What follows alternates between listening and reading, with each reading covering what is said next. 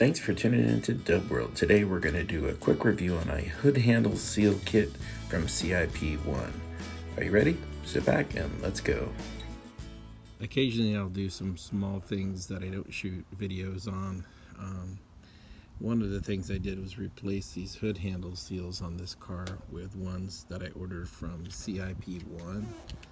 And as you can tell, they are pretty poor quality. They've only been on here for a few months and they've already disintegrated.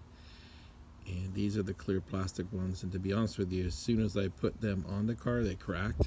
I let CIP1 know that, but you know, it's I think $3 or $4 part. So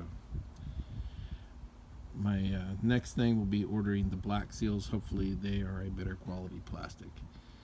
So if you're deciding between the black and the clear from CIP1, I definitely would not go with the clear.